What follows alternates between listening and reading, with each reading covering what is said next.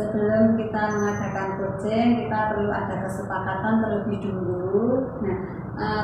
Kompetensi apa yang ingin kita kembangkan dari masing-masing.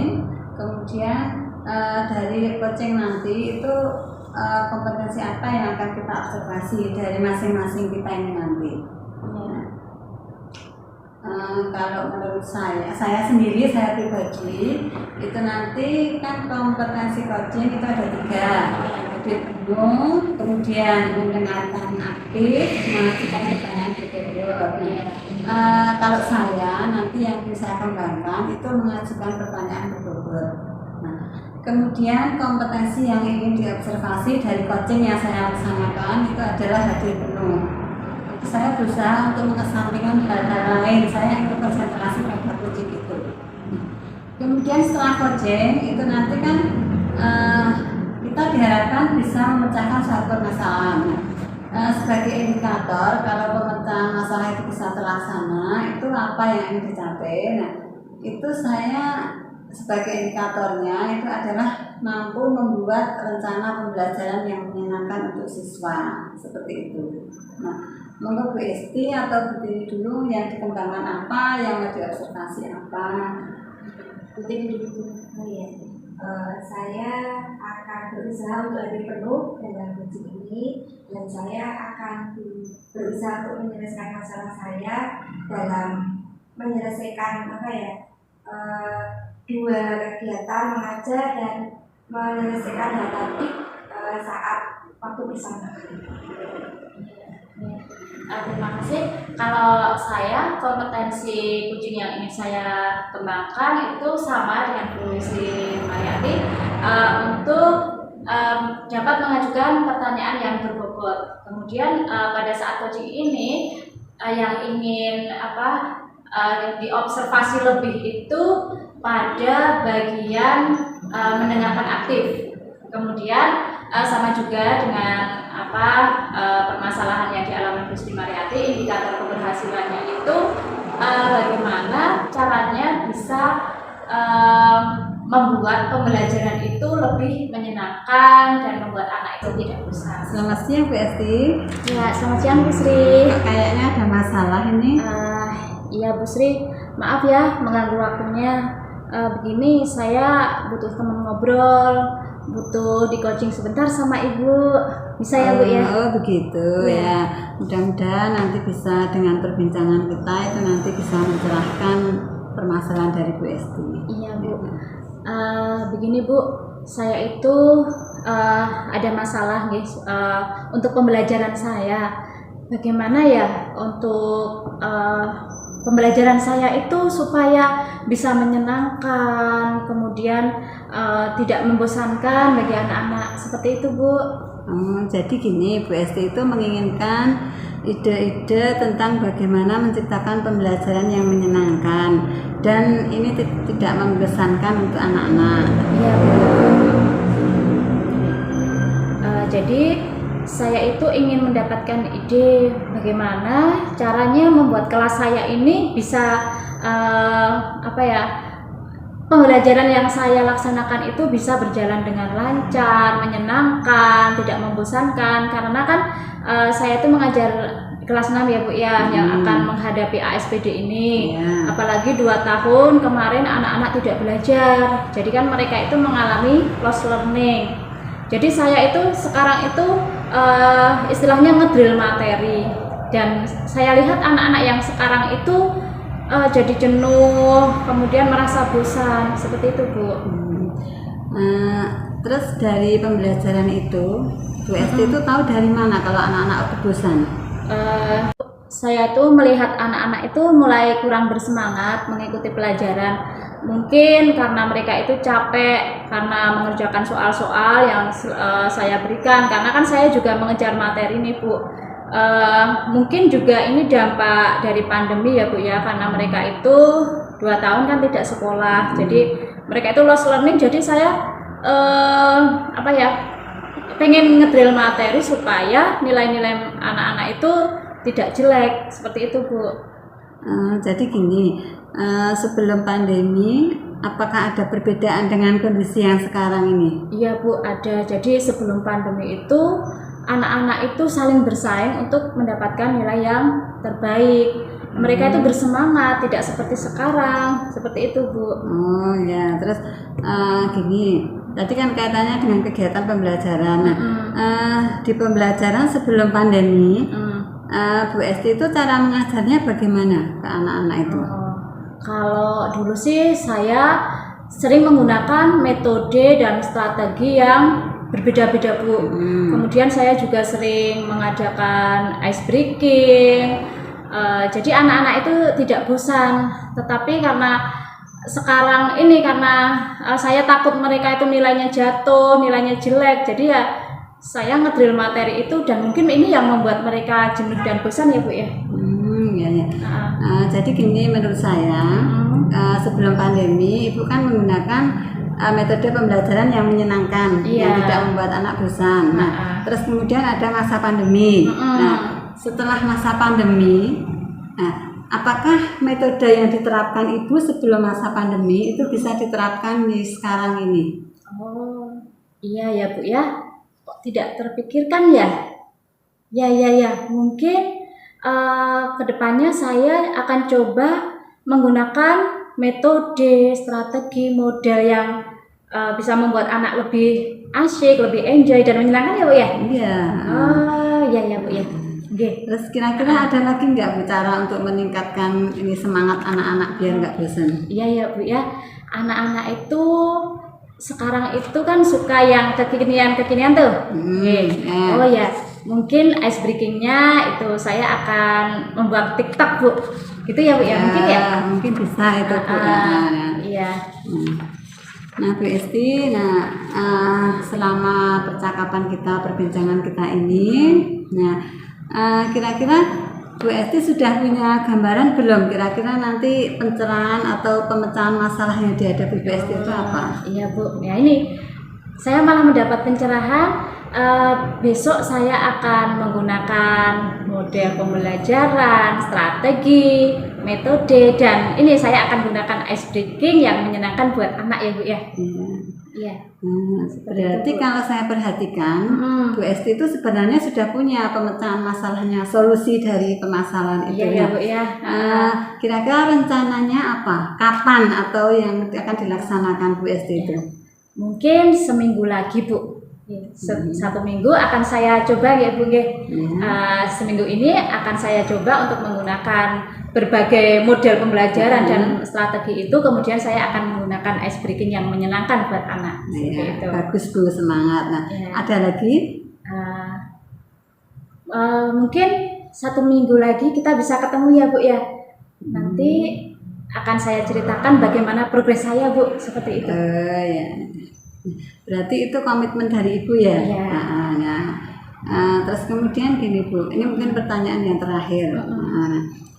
Setelah kita melakukan perbincangan ini, kira-kira perasaan Ibu itu bagaimana berkaitan dengan masalah yang dihadapi tadi? Nah ini setelah bertemu Ibu nih ya, saya kok jadi ini kayak mendapat ide-ide baru seperti itu loh Bu ya. Gitu. Terus perasaan Ibu perasaan saya senang banget Bu, karena Ibu bisa membuka pikiran saya untuk dapat menemukan solusi sendiri Bu, seperti itu. Mungkin ada yang mau disampaikan lagi? Sudah Bu, itu saja dulu. Bisa diakhiri perbincangan kita ini. Iya Bu, terima kasih sekali Bu Sri Sumaryati. Semoga segera terpecahkan permasalahannya. Ya. Sri, bolehkah minta waktu Ibu sebentar? Boleh. Bu, ini Bu saya mau bercerita. Beberapa hari terakhir ini, kira-kira 2-3 mingguan, itu saya tuh kalau masuk di kelas 11 MIPA 1 itu saya merasakan anak-anaknya itu kurang bersemangat. Kemudian kalau misalnya diberi tugas itu kadang mereka mengerjakan dengan ogah-ogahan, males-malesan, dan kalau misalnya saya infokan tugasnya dikumpulkan, nah itu baru mengerjakan seperti itu Bu, yang membuat saya tuh galau ingin bercerita dengan Ibu. Oh iya, oh begitu yang Ibu rasakan. Apa yang Ibu harapkan dari perbincangan kita kali ini, Bu Sri? Nah, setelah saya bertemu dengan Ibu, kemudian menyampaikan permasalahan saya berharap nanti ada pemecahan masalah atau solusi yang saya hadapi ini, Bu. Oh iya, menurut Bu Sri apa saja yang membuat murid-murid itu kurang bersemangat untuk mengikuti dalam pembelajaran? Sebenarnya saya tidak tahu persis, Ibu. Nah, saya tuh hanya menduga-duga yang menyebabkan murid saya itu tidak bersemangat itu mungkin karena pembelajaran yang saya lakukan itu bersifat monoton. Saya tuh lebih banyak menjelaskan, bercerita, kemudian anak-anak merasa bosan. Nah, kemudian kalau misalnya berkaitan dengan tugas yang saya berikan, itu mungkin juga ini anak-anak itu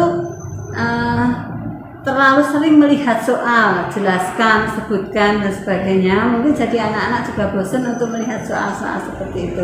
Nah, itu kira-kira menurut saya seperti itu, Bu, permasalahannya. Oh begitu. Nah, kira-kira yang membuat murid Ibu semangat lagi dalam pembelajaran itu yang akan Ibu lakukan apa ya, Sri? Nah, itu Bu. Nah, kalau menurut saya itu bagaimana menciptakan melaksanakan pembelajaran yang bisa menyenangkan murid. Anak-anak itu merasa senang, nah sehingga mereka itu ada kesan tersendiri pada pembelajaran itu, sehingga apa yang kita sampaikan itu bisa terserap. Seperti itu. Ya, bagus sekali ide Ibu. Nah, lalu apa pendapat Ibu dan yang bisa membuat murid itu senang dan tidak bosan di dalam pembelajaran tersebut? Nah, menurut saya pembelajaran yang menyenangkan itu yang pembelajaran yang berpihak pada murid, berpihak pada siswa, seperti itu. Nah, di mana murid-murid itu bisa aktif untuk melaksanakan kegiatan, misalnya dengan permainan, kemudian atau dengan model-model tertentu yang anak itu melakukan action, tidak hanya mendengarkan, seperti itu. Oh ya. Kemudian berkaitan dengan tugas Ibu yang diberikan kepada murid, kira-kira apa Bu yang menyebabkan murid Ibu itu kurang bersemangat dalam mengerjakan tugas dan mau mengerjakan kalau hasil pekerjaannya? Nah, itu katanya dengan tugas ya, Bu. Ya. Tugas yang saya berikan itu anak-anak merasa bosan, merasa tidak mau menjawab. Nah, itu mungkin tadi karena memang bosan dengan perintah yang jelaskan, sebutkan dan sebagainya. Nah, seperti itu misalnya jawaban yang seperti itu yang membuat anak itu bosan, jelaskan seperti itu. Ya, menurut Ibu kira-kira apa yang harus dilakukan untuk meningkatkan semangat murid atau kemampuan murid itu dalam mengerjakan tugas, Bu? Menurut saya tugas yang harus diberikan itu dalam bentuk-bentuk yang lain, tidak hanya jelaskan, sebutkan. Nah, misalnya dengan memberikan soal dalam bentuk TTS misalnya. Kemudian atau tugas itu kan tidak harus dalam bentuk soal, tapi misalnya dengan laporan digital atau bisa dengan yang kekinian, misalnya dengan tugasnya dibuat dalam bentuk TikTok misalnya, seperti itu. Ibu, setelah saya mendengarkan penjelasan Ibu, sebenarnya Ibu itu sudah tahu sebenarnya solusi dari masalah Ibu. Nah, sekarang apa rencana dari Bu Sri itu untuk menyelesaikan masalah tersebut? Yang ingin saya laksanakan dalam waktu dekat ini, rencana saya adalah membuat rencana pembelajaran yang menyenangkan, rencana yang pembelajaran itu tidak akan membosankan anak. Bagus sekali Bu rencana itu. Terus kira-kira kapan akan dimulai dalam pelaksanaan rencana tersebut, Bu Sri? Secepatnya, Bu, secepatnya. Oh, iya. Biar anak-anak itu merasa senang, kita tidak terlalu lama berlarut-larut dalam masalah. Nah, terus selanjutnya apa Bu komitmen yang terhadap rencana Ibu tersebut? Komitmen saya itu membuat perencanaan pembelajaran dengan menggunakan berbagai sumber belajar yang lebih bervariasi. Tidak hanya sumber belajar itu tidak hanya berasal dari buku yang ada di perpustakaan, misalnya seperti itu. Sekarang kan internet juga banyak menyusun materi seperti itu. Oh iya, wah bagus sekali Bu, dan saya sangat mendukung. Mudah-mudahan semua yang akan dikerjakan oleh Bu Sri dapat berjalan dengan lancar. Terima kasih Bu Tini waktunya untuk sharing hari ini.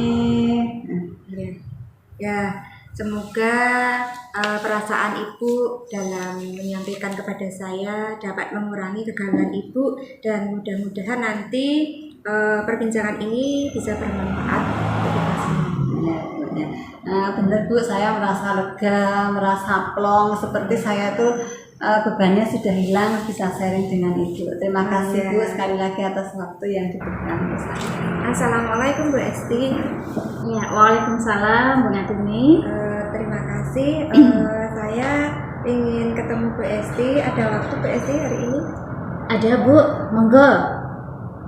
Kenapa kok Bu Tini itu menanyakan waktu kepada saya? Ada apa Bu? Ada sedikit perlu Bu. Saya ada kegundahan masalah saya. Saya itu di sekolah belum bisa membagi waktu antara pekerjaan mengajar dan saya sebagai operator itu pengen menyelesaikan seperti itu Bu. Jadi ini kita berbagi ya Bu Tini ya. Iya. Tadi Bu Tini menyampaikan bahwa sedang gundah gulana ya. Iya. Setelah ini kita sampaikan harapan Bu Tini itu apa? Saya di sini sebagai guru kelas dan sebagai operator akan menyelesaikan tugas itu secara beriringan supaya nanti semua bisa berjalan dengan lancar Bu. Nah, yang Bu Tini sampaikan tadi kan Ibu Tini itu sebagai guru kelas, operator, harapannya kan ini semua bisa berjalan dengan baik seperti keinginan Bu Tini. Nah, adakah hal-hal yang lain yang sebelumnya itu Bu Tini bisa lakukan? Oh iya, alhamdulillah saya sudah sampaikan pada saat rakor guru itu bahwa saya sebagai operator dan mengajar di kelas itu sangat butuh waktu dan saya perlu harus bertanggung jawab karena data yang masuk ke operator itu menyangkut kepentingan guru, kepentingan murid, dan saya harus bisa membagi waktu di luar jam mengajar saya supaya tidak berbenturan dan nanti bisa selesai semuanya. Oh, baiklah. Tadi Bu Tini kan sudah menyampaikan ya bahwa pekerjaan operator itu dilaksanakan di luar jam mengajar dan tidak mengganggu jam mengajar. Nah, kira-kira selain membagi waktu itu, misalnya Bu Tini itu berkolaborasi dengan teman dalam mengajar, mungkin bisa tidak Bu Tini? Oh iya, nanti saya berusaha seperti itu ya. Saya akan merangkul teman TU saya yang mana nanti apabila ada tugas untuk menyelesaikan data saat ini, saya bisa mengajar dan data itu akan diselesaikan oleh teman TU saya. Jadi dari keinginan Bu Tini tadi, apa yang dapat Bu Tini dapatkan dari kedua-duanya jika semuanya itu berjalan dengan baik Bu? Dari sini saya akan mengajar dan menghandle data dik yang diserahkan kepada saya, dan saya berusaha untuk membantu teman-teman yang mana data dik itu nanti bisa terselesaikan dan bisa dilihat sendiri apakah data dik itu benar atau salah, seperti itu. Oh, jadi Bu Tini itu punya harapan di sekolah kalau guru-guru di sekolah Bu Tini itu bisa melihat datanya sendiri ya Bu ya. Apakah Bu Tini itu sudah mengajari teman-temannya agar mereka itu bisa melihat datanya sendiri Bu? Saya sudah berusaha dan melihatkan data itu kepada Bu Guru dan saya print out-kan apa yang nanti bisa dibenahi atau ada kekurangan apa. Nah, selain itu nanti bisa diserahkan ke saya. Oh, nah harapan dari Ibu setelah di print out-kan tadi bagaimana Bu? Setelah di print out-kan nanti bisa dikoreksi. Nah, setelah dikoreksi nanti bisa kembali ke saya lagi. Saya bisa menghandle, bisa memasukkan data dik tersebut. Oh, Nah, sepertinya ini Bu Tini itu sudah memberikan peluang kepada teman-teman guru yang lain ya, untuk menyempurnakan kalau ada kekurangannya ya. Ya. Tapi apa cukup begitu saja Bu? Di sini saya cuman memberikan solusi pada teman-teman seperti itu. Namun ada beberapa guru itu setelah menerima printout itu hanya disimpan saja, belum kembali ke saya seperti itu Bu. Nah itu yang saya sayangkan. Oh, jadi Bu Tini itu sudah memberikan printout dan memberikan solusi kepada mereka ya? Iya. Dan ini apakah Bu Tini itu sudah menyampaikan ke kepala sekolah Bu? Saya sudah menyampaikan ke kepala sekolah pada saat rakor guru dan kepala sekolah. Nah, saya berharap semua guru itu bisa membentulkan data dik tersebut dan apabila ada kesalahan atau apa bisa mengerjakan sendiri seperti itu. Oh ya, bagus Bu. Kemudian rencana Bu Tini selanjutnya agar semuanya itu bisa berjalan baik bagaimana Bu? Saya akan mengajak teman TU saya atau guru-guru yang lain supaya data dik yang mereka punya itu bisa dilihat dan saya akan memberikan pelatihan kepada mereka atau mengerjakan bareng-bareng supaya mereka juga bisa mengerjakan. Nah, oke, bagus sekali Bu. Nah, kira-kira Bu Tini itu mau melakukannya kapan Bu? Saya akan melakukan 2-3 hari ini karena ada deadline-nya Bu. Oh, oke. Baik, semoga nanti 2-3 hari ke depannya semoga permasalahannya bisa terselesaikan ya Bu ya. Semuanya bisa berjalan baik, tugas sampiran Bu Tini juga bisa terlaksana dengan baik. Ya, terima kasih Bu Esti dan mudah-mudahan dari perbincangan ini nanti bisa membawakan hasil dan bermanfaat bagi saya dan pekerjaan saya bisa menjadi pengamatan saya Insya Allah Bu Tini. Bu Esti dan Bu Sri pada kali ini sudah menerapkan alutsista dan sudah baik seperti itu ya. Terus untuk kompetensi yang dikembangkan dan dalam coaching itu sudah terlaksana dan bisa mengembangkan potensi yaitu bisa mengembangkan pertanyaan-pertanyaan berbobot seperti itu yang menurut saya. Lanjut ya. Setelah melakukan pengamatan atas coaching yang dilakukan Bu Tini dengan Bu Esti, itu saya bisa menyimpulkan bahwa alur Tirta itu sudah diterapkan dengan baik. Jadi tujuannya sudah ada, kemudian identifikasi permasalahan sudah, kemudian rencana aksi sampai tanggung jawab sudah ada. Nah, kemudian kompetensi yang diobservasi itu juga sudah terlihat di situ.